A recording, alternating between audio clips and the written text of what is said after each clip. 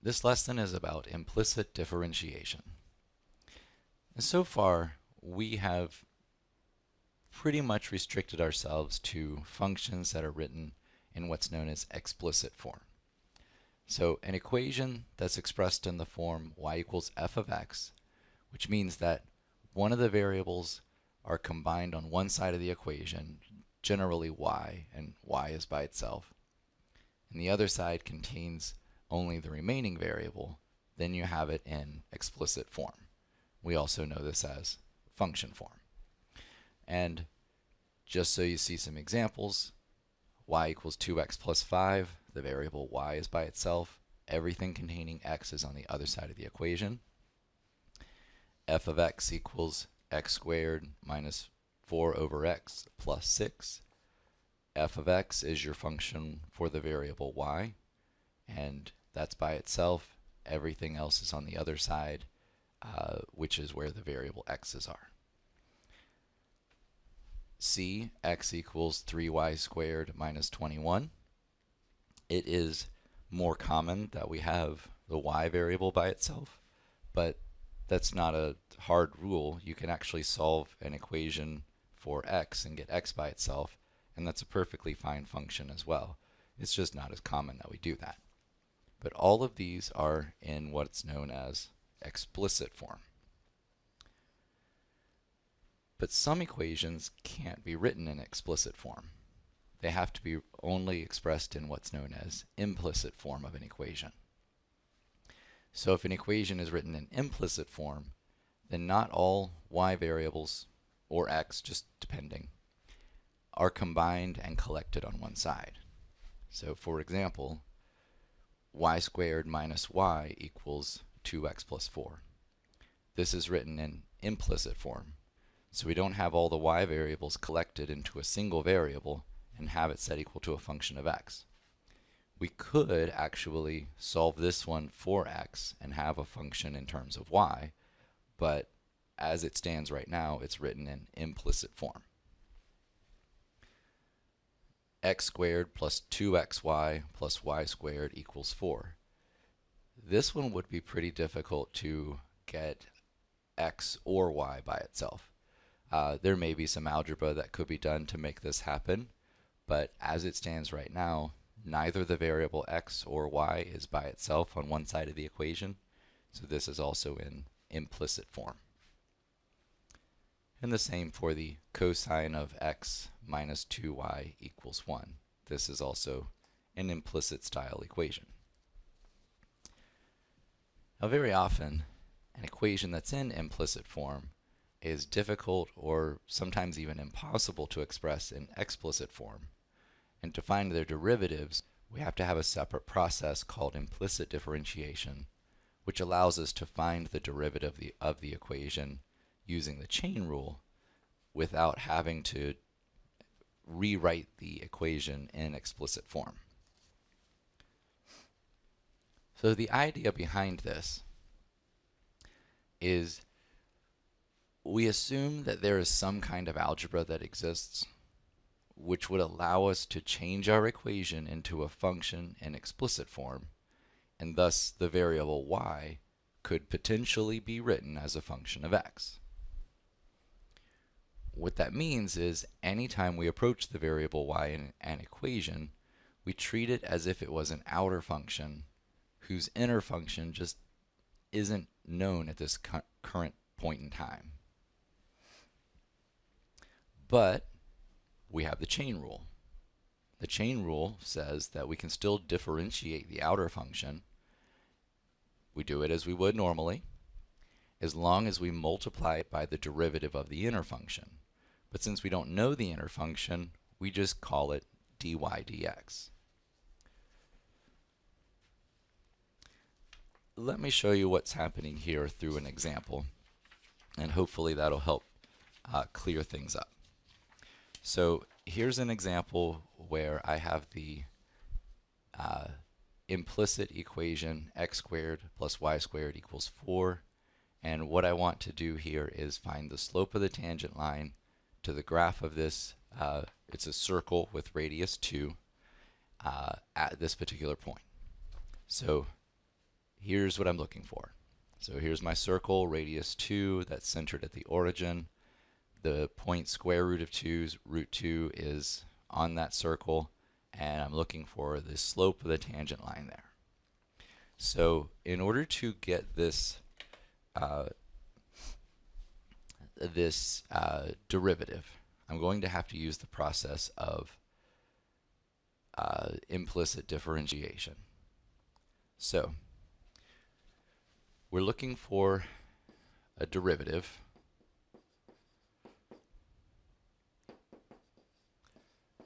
of x squared plus y squared equals 4.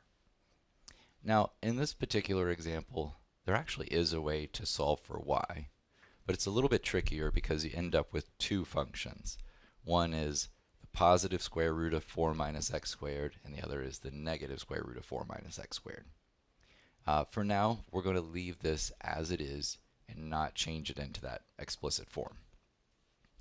So to get this derivative, I'm effectively wanting to differentiate with respect to x the entire equation, x squared plus y squared equals 4. Now, differentiating x squared with respect to x, that's not a big deal. We can do that. That's just going to use the power rule. Differentiating the constant 4, that's not a big deal either. That's just the derivative of a constant is 0. The only thing that's really kind of new here is the derivative of the y squared term. But everything here is separate terms, and so what that means is I can do the derivative of each of these terms individually.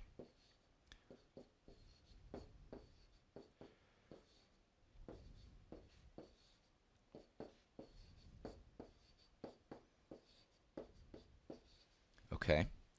Now, as I just said, we know how to differentiate x squared with respect to x. We just use the power rule.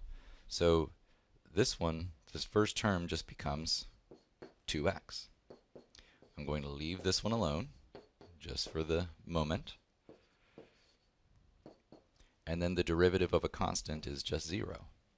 So we're almost there. All we have to do is figure out how we're supposed to differentiate y squared with respect to x.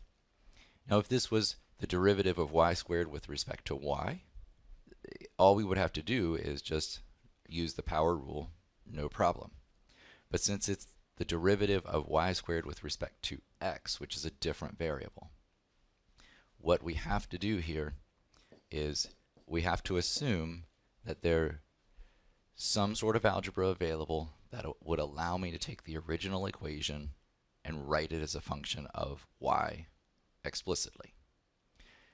That would make this y squared an outer function. So we're going to treat y squared as if it is an outer function, which means we differentiate the outer function as we would normally. But by the chain rule, we multiply by the derivative of the inside part. We just don't know what the inside part is at this particular time, but that's okay. We're just going to call it dy dx. Now, if you'll notice, I have an equation that I could actually solve and get dy dx by itself. So I could subtract 2x from both sides, take care of that. That gives me 2y dy dx equals negative 2x. Now to get dy dx by itself, I just need to divide that term 2y over, cancel this out, and I have dy dx, which is a derivative. The 2's are canceling, so this is negative x divided by y. Now, this derivative is dependent upon both variables, x and y, and the reason for that is we have to come up with some means of determining the y value, but as long as we could get that from the original equation, which we can, it's no problem. This right here, this is the implicit derivative of the original function. Now, to figure out the slope of the tangent, so the slope of the tangent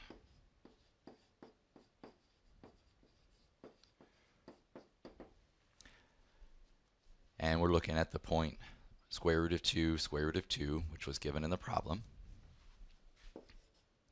The derivative of that tangent line at the point root 2 is negative of the x-coordinate, which is the square root of 2, over the y-coordinate, which is the square root of 2. So that's negative 1. So what that means is the slope of this tangent line is negative 1. And looking at the picture of the line, that makes sense. It looks like about negative 1 is the correct slope. So it is decreasing, but it's sloped at about negative 1. Now, one natural question here is, does the results of implicit and explicit differentiation give the same results? Well, since we have an equation that we could actually solve explicitly, let's compare and see. So if I take this particular equation and subtract x squared from both sides, then I have y squared equals 4 minus x squared, or y equals the plus or minus square root of 4 minus x squared. It's plus or minus because there's the upper half of the circle and the lower half of the circle. In order to make that a function, you have to define them separately. Now, to find the derivative of this, this is the square root we can think of as something raised to the 1/2 power. And I'm going to leave it plus or minus, bring the 1/2 down, times the derivative of the, leaving the inside part the same, subtract 1 from your exponent, and multiply by the derivative of the inside part. All right, now the 2 and the 1/2 cancel. This plus minus in front, don't let that be uncomfortable to you. It just means you have one function that has a positive in front, one function that has a negative. And if I had the function with a positive, it's still going to get multiplied by a negative, which would make it negative. If I had the negative, negative times negative is positive, so this effectively inverts this sign. So negative plus instead of plus minus, x over the square root of 4 minus x squared.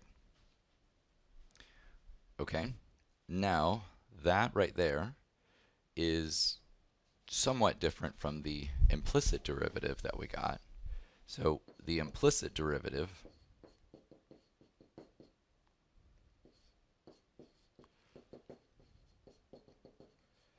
what we had was dy dx is negative x over y.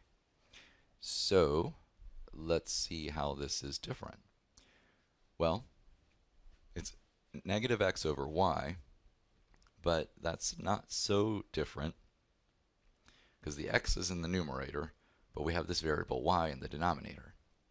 However, we know what the definition of the function y is.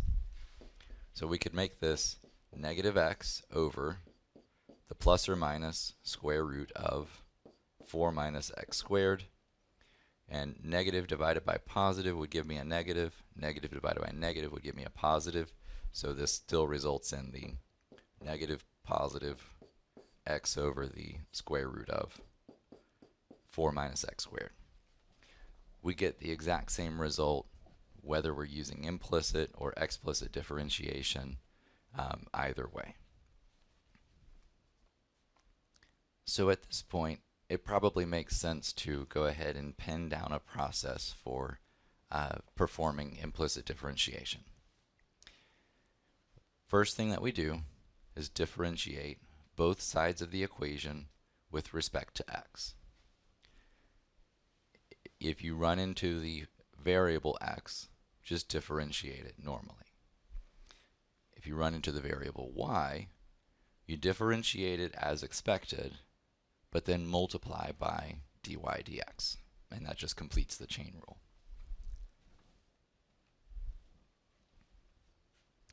Then you're going to collect all your dy dx terms together on one side of the equation, and you should always be able to get them collected together into one term and then move everything else to the other side, which solves for the dy dx, and then you have your implicit derivative.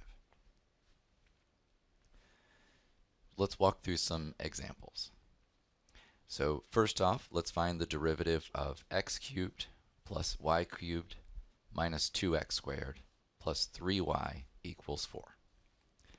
So what we do is we differentiate each term as we would with respect to x. So starting with x cubed. If I differentiate x cubed, that's going to give me 3x squared. And I'm done. I don't have to do anything else with that term. Then I come along to the y cubed term. When I differentiate that with respect to x, I can do it normally as an outer function and make it 3y squared, but then I have to multiply by the derivative of the inner function, which is dy dx. The next term is fully of the variable x, so just differentiate it normally. 2 times 2 is 4. Reducing the exponent, I get 4x. Next up, 3y. I differentiate y as I would normally, so the derivative of 3y is going to be 3, but then I have to multiply by the derivative of the inside part. And then lastly, the derivative of a constant is 0, so I just differentiate that normally as 0. So now technically this is the derivative, but we want to get dy dx by itself. The way that's done is just move all your terms that don't have dy dx to the other side. So I'm going to subtract 3x squared plus 4x over here on this side so that I lose it on the left-hand side, which gives me 3y squared dy dx plus 3 dy dx equals negative 3x squared plus 4x. Now, on the left-hand side, both terms have a factor of dy dx. Pull that out as a common factor, and that will leave you 3y squared plus 3. On the other side, it's still equal to negative 3x squared plus 4x. And now I just need to get dy dx by itself. So this whole term that is multiplying dy dx, I need to divide that whole thing over to the other side. So this entire term cancels out, and I'm now left with dy dx equals negative 3x squared plus 4x all over 3y squared plus 3. There may be some simple factorization that you can do at this point. If your teacher requires it, that's fine. If not, then you can leave this alone. Just depends on your instructor. What you might do to simplify this, in the numerator, you could factor out negative x and make this 3x minus 4. And in the denominator, there's a common factor of 3, so just make it 3 times y squared plus 1.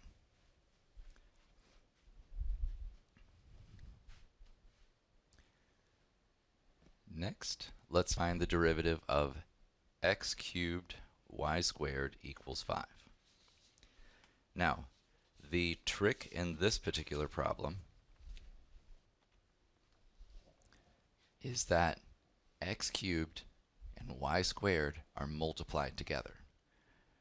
Whenever this is the case, even in implicit differentiation, you have to find the derivative using the product rule. So we're going to take our time with this. What we're looking for is the derivative of each term in this equation. So here's our starting point. Now, the derivative with respect to x of x cubed y squared, we have to use the product rule. So the product rule says take the, let's do it, the derivative of the first. So the derivative of the first function, which is x cubed, would be 3x squared, times the second function. So just leave the y squared alone. We're not differentiating at this point. Then plus the first function times the derivative of the second. And the derivative of the second would be the derivative of y squared with respect to x. So that would be 2y times dy dx. So we have to use that chain rule to get that derivative. Now this is equal to the derivative of a constant, which becomes 0.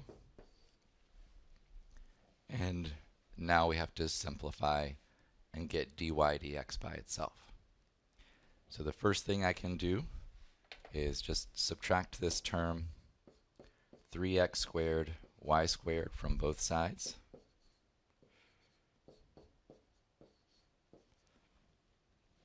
So it cancels out over here.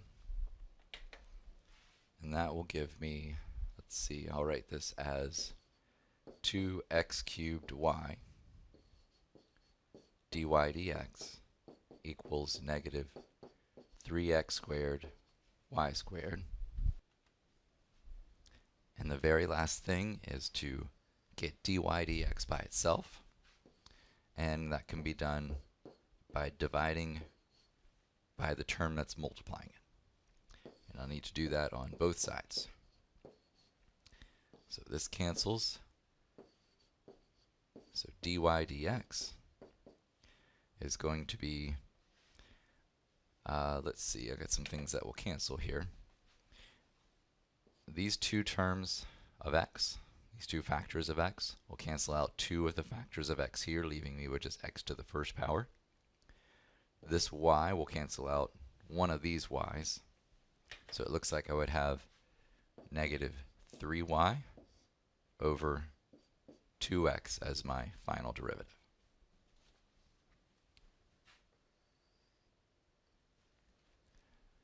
Next, find the derivative of 2x squared plus 4xy plus 3y cubed equals 12.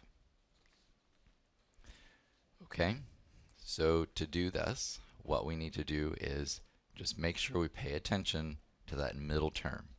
Because it's 4xy, there are two functions of x multiplying each other. We have to use the product rule to find that derivative. The first term is no problem.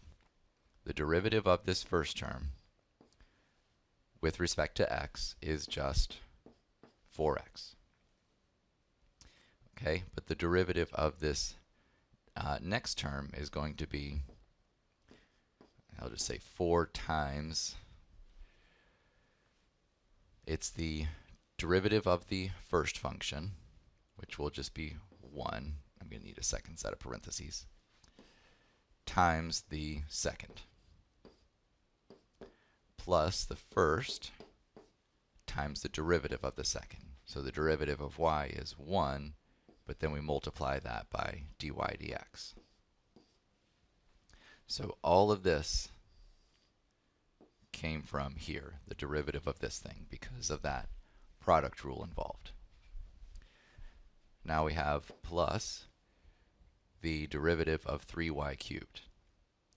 The derivative of 3y cubed with respect to x would be 9y squared times dy dx. So that gives me the derivative of that piece, and now that's equal to 0 because that's just a constant on the other side. All right, let's clean things up, and then I'll move terms to the other side. So right now I have 4x plus 4y plus 4x dy dx. So this 4 on the outside of this parentheses multiplies both terms on the inside. Plus 9y squared dy dx equals 0. All right, so at this point, I'm going to subtract 4x and 4y from both sides so that I get rid of them on the left-hand side because they aren't multiplied by the factor dy dx. The remaining two terms both have that common factor. I'm going to go ahead and factor it out. So that leaves me 4x plus 9y squared equals negative 4x minus 4y. And then when I divide that term, 4x plus 9y squared over, I am left with dy dx equals negative 4 times x plus y all over 4x plus 9y squared. I factored the negative 4 out of the numerator. That's not always a necessary step, but it's a simple enough simplification to perform, so I just went ahead and did it. Again, simplification is up to your instructor's discretion. All right, next up, find the derivative of 3 cosine x minus 2y equals 10. All right, so this one has a transcendental function, which is transcendental functions are your functions like logarithms, exponentials, trigonometric functions. They don't have an algebraic way of always expressing them. Now, the derivative of this, what we need to do is, since we can't write this, at least we can't do it easily, we can't get y by itself, then what we're going to do is do a implicit derivative. So what I'm going to start off with is taking the derivative with respect to x of both sides of the equation. Okay. So in order to do the left-hand side, I need to use the chain rule. So I have the cosine of x minus 2y. So the outer function is cosine, the inner function is x minus 2y. I'll just bring this 3 down because it's constant multipliers you can pull off to the side. That's fine. The derivative of the outer function, cosine, gives me negative sine. We evaluate that at the inner function, so at x minus 2y. But then we multiply by the derivative of that inner function. So dy dx of x minus 2y. Then the right-hand side's easy. It's just a constant which goes to 0. Okay. The thing I need to handle at this point is the derivative of x minus 2y. Well, that's not too bad.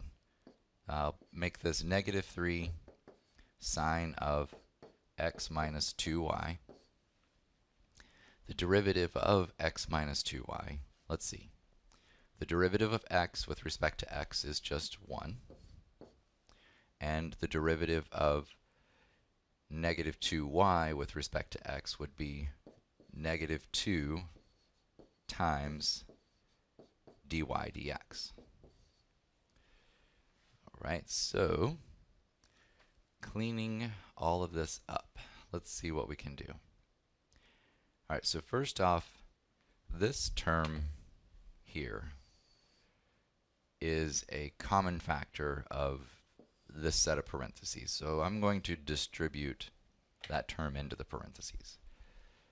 This would be, so that term, negative 3 sine x minus 2y times 1 is just itself. So negative 3 sine x minus 2y plus 6 sine of x minus 2y dy dx.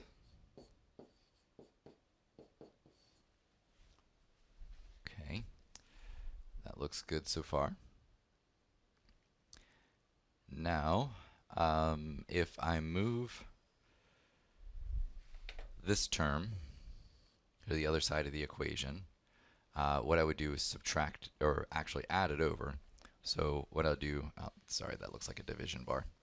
Just wanted to highlight it. I will add 3 sine of x minus 2y, that entire term, to the other side. So 3 sine of x minus 2y to this side. Cancels out over here. Leaves me with,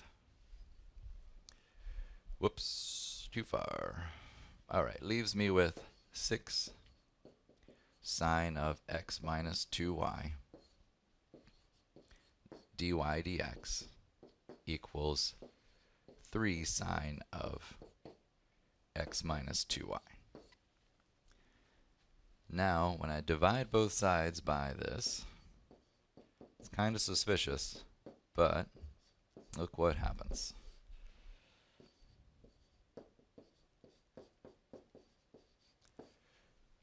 So this whole thing cancels out over here. On this side, I've got that whole thing in the numerator and denominator again. 3 over 6 is just a half. So what I get is dy dx is equal to 1/2. So for whatever reason, the derivative of this equation is a constant value 1/2.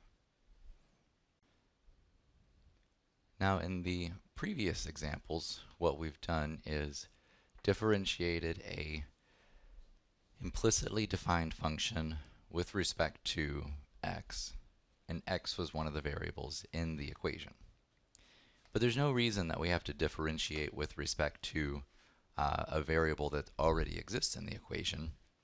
In this example, I have an implicitly defined equation that I want to differentiate with respect to a third variable, which I'm calling t because t usually represents time.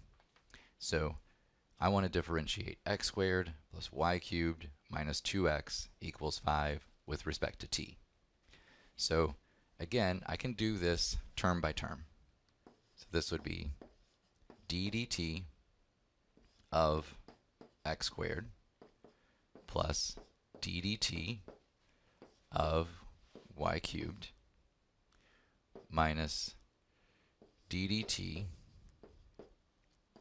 of 2x equals d dt of 5.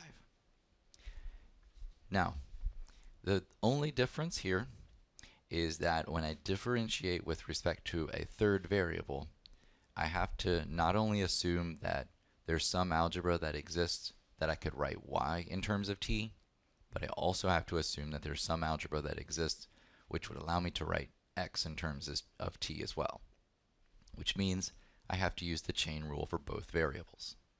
So for instance, when I differentiate d dt of x squared, I differentiate it as an outer function as I would normally, but I multiply it by the derivative dx dt. Then when I come to the next portion, d dt of y cubed.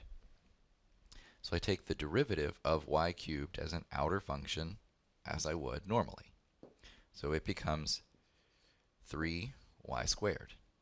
But then I have to multiply by the derivative of the inside part, which is the function y taken with respect to t. Now, the next one, the derivative of 2x, differentiating it normally, I would get 2, but then I multiply it by the derivative of the inside part, which would be dx dt. And finally, this constant is 0. Now at this point, I can get everything involving dx dt to one side, everything involving dy dt to the other side. But there's not a whole lot of simplification I can do beyond that. So for instance, I can subtract 3y squared dy dt from both sides of the equation.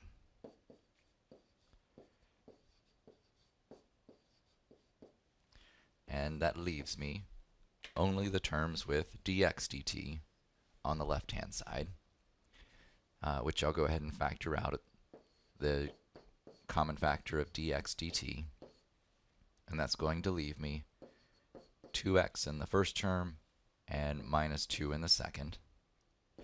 Then that equals negative 3y squared dy dt. I have two derivatives here. I can't combine them. The only thing I can do is possibly solve one in terms of the other. And it really doesn't matter which one you do, just depending on what problem you're solving, you might need to solve for dx dt or you might need to solve for dy dt. But at this point, we'll just solve for dx dt, and all we would do is just divide over the 2x minus 2, which I'll go ahead and make 2 times x minus 1. And that would tell me how changes to, these are called related rates examples, when you have two different derivatives in the same formula. And so the derivatives are related to one another, so they change with respect to each other. And this formula here tells us how they change with respect to one another.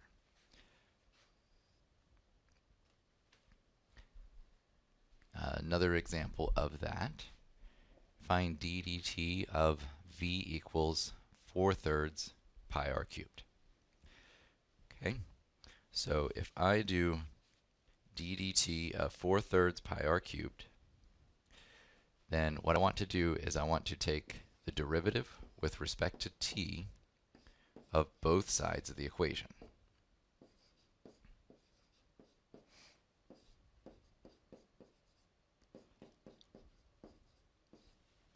Okay. Now, when I take the derivative of the variable v with respect to t, then the derivative of v is an outer function. Its derivative is just 1. But I have to multiply that by the derivative of the inside part, which becomes dv dt. On the other side, 4/3 is a constant, pi is a constant, so it's really r cubed that I need to differentiate. So r cubed is an outer function, and let's say this is 4/3 pi. So the derivative of the outer function r cubed would be 3r squared, but then we multiply by the derivative of the inside function, which is dr dt. Simplifying, I can cancel out these 3's here and write dv dt equals 4 pi r squared dr dt.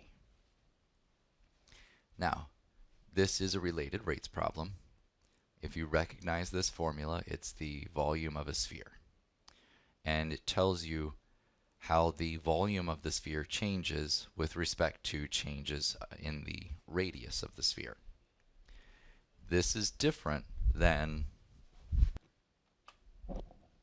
if I had just simply done, say, v prime of t. I'm going to do this in red because it's not right.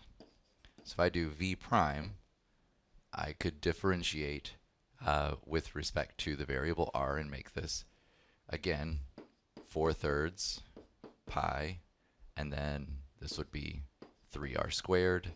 The 3's cancel. What I have is v prime of the variable r is 4 pi r squared. So this is the derivative with respect to the radius. It's not the derivative with respect to time. So that's why there's a difference in these two.